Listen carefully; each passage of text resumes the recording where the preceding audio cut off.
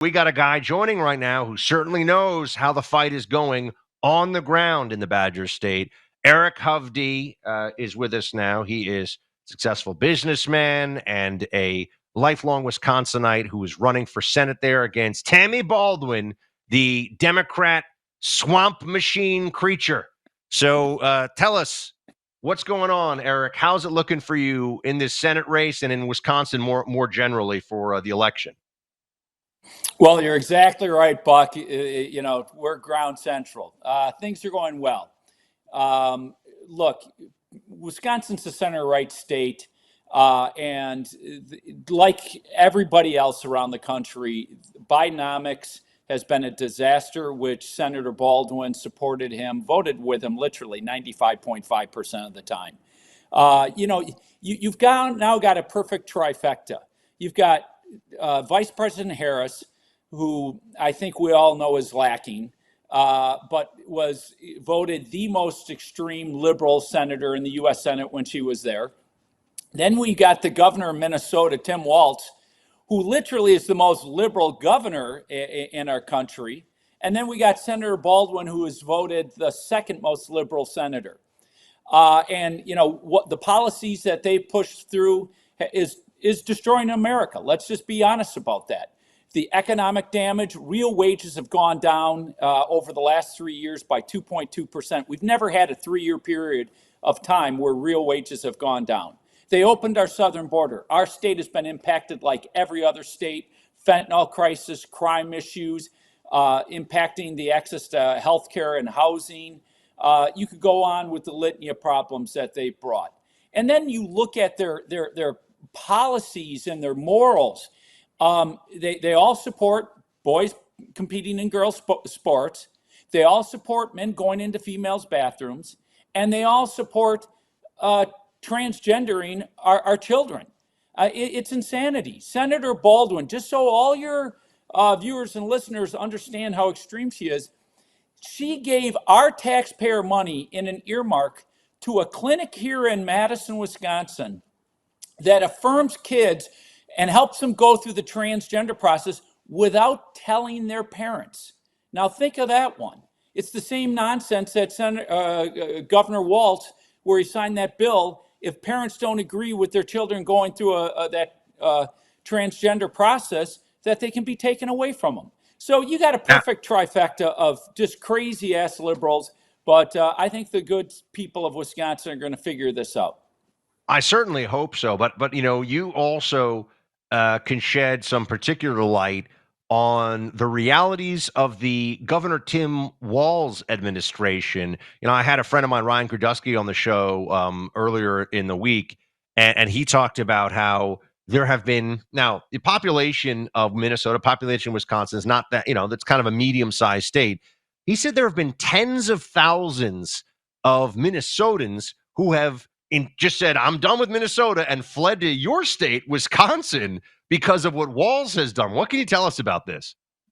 That's true. And if you talk to Congressman Tom Tiffany, whose district is up there in the Northwest that buttresses Minnesota, he talks endlessly about that. It's no different than what's happening in Montana and Idaho and places like that, where Californians are saying, this is just insane. I'm getting out. I can't take it anymore. Well, look at what Governor Walz did. I mean, the BLM movement, they've destroyed Minneapolis. Downtown Minneapolis is a ghost town to what it used to be. The crazy policies, they passed an abortion bill that literally allows a baby to be killed up into the point of delivery, just like California did. You wouldn't think this craziness would be happening in Minnesota, but, that's how extreme this guy is, and he's right over our border. But he fits with Senator Baldwin. She supports all the same crazy stuff. I don't think it's helped them in the state of Wisconsin. By picking him as the VP, Harris hurt herself in the state of Wisconsin, without question. We're talking to Eric Hovde. He's running against Tammy Baldwin in Wisconsin. And it's funny, Tammy Baldwin, and Eric, we've discussed this before, but she really exemplifies that Democrat machine politician who speaks with a Midwestern accent, but votes with a Pelosi communist flair. You know what I mean? If she's somebody who goes along, she's one of the Wisconsinites, but then she goes along with what the coastal elites of the Democrat Party want 95% of the time. Let's speak about the border issue, though, because this is, I think, a major vulnerability for Democrats nationwide, including Tammy Baldwin. It's top of the list of concerns right behind the economy, which you touched on a little bit already. How does the border crisis, because, we're not really worried that much about what's going on to the north with Canada. We're really thinking about the southern border. How does that affect the situation of Wisconsinites?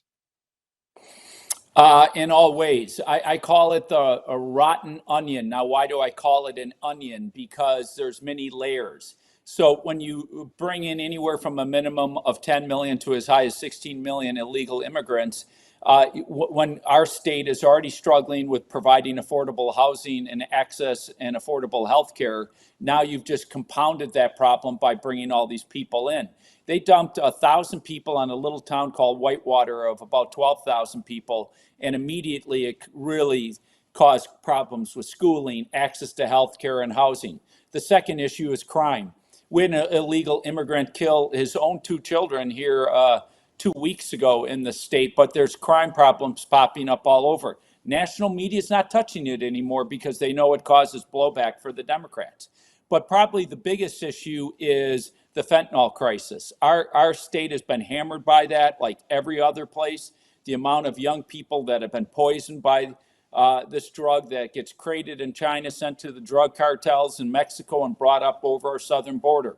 And they have done nothing about it. So, yeah, Senator Baldwin, you're exactly right. Rubber stamp for the left. She's a complete hypocrite, says she's against Wall Street, and yet she's sleeping with Wall Street. Her partner, who's a wealth manager to the uber wealthy and private equity set. She spends all her time in New York and D.C., raises her money out of California and New York, and she's just a rubber stamp and a complete hypocrite. Tries to run back in our state as kind of this moderate, but, trying to act like a chameleon, but she's far from it. But the border is without question the second biggest issue after the economy. What kind of money are the Democrats pouring into this Senate race? Because they know, this is, if you can take down Baldwin, that's a huge win for the Republicans. They've got to be aware of what the stakes are. Certainly, whenever it comes to power and holding on to it, Democrats are very focused. What kind of money is going into this? What kind of national media and local media buys are you seeing? I just want to give everyone a sense of how much of a focus your race in Wisconsin is getting, even far beyond the boundaries of your state. Well, it tells you I'm over the target because I was the very first Republican Senate candidate to be hit by Chuck Schumer.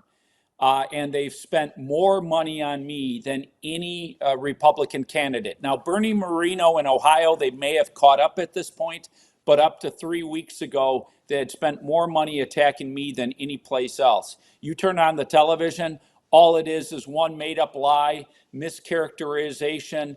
I can't even go on with the nonsense that they have spread. I'm fighting hard. I've made a big investment in my campaign, but I need help. I'll be honest with you, everybody out there listening, if you want to not only change the Senate and swap out a extreme leftist socialist senator with somebody who's a conservative business person who loves this country, because I'm very patriotic, then please some money this way. And if I do well, I can help President Trump like he can help me. So go to Eric, ERIC, Hovde, HOVDE.com. What is the single, just one last one for you here, Eric, the single piece of legislation that would have an economic impact that you hope you'll be a part of passing and President Trump, I know, assuming we have the House too, but let's say we have the House, we have the Senate, we have President Trump in 4 more years. What's the first piece of legislation you would want him to sign so that the economy gets back to what we were used to before the Biden-Harris disaster? Well, from an economic standpoint, look, the 2 big things that have to get done, and there's 2. Number 1 is we got to extend the tax cuts for the small and medium-sized businesses because they're going to shoot way up, and it puts them at a competitive disadvantage against the big giant corporations. And we want to leave that money in the private sector. The other issue is we need a big deregulatory push. Businesses are being choked to death by regulation, and that plays a role in creating inflation with all the money that they've spent and money printing the Federal Reserve has done. So we've got to stop the crazy spending, and then we've got to deregulate the economy to get our economic growth really booming. Go to erichovde.com, Hovde, if you want to help out. This is a very important Senate race. And Eric, we're going to be watching it closely. We'll talk to you more. And we're going to come out and visit you, actually, in Madison, do an event out there. Clay and I will. So we're looking forward to that. And you got to beat Tammy Baldwin, man. And the Badgers have to win that football game. It's going to be a blast. We're going to have a lot of fun the night before doing your show, and then going to the Alabama-Wisconsin game. So we're going to have a blast at Camp Randall, and probably tip a few drinks along with it. So thanks, Buck, and I hope all your listeners and viewers have a wonderful day. Thanks so much, Eric. Good luck to you. We'll talk to you soon, and we'll see you soon. Thank you again.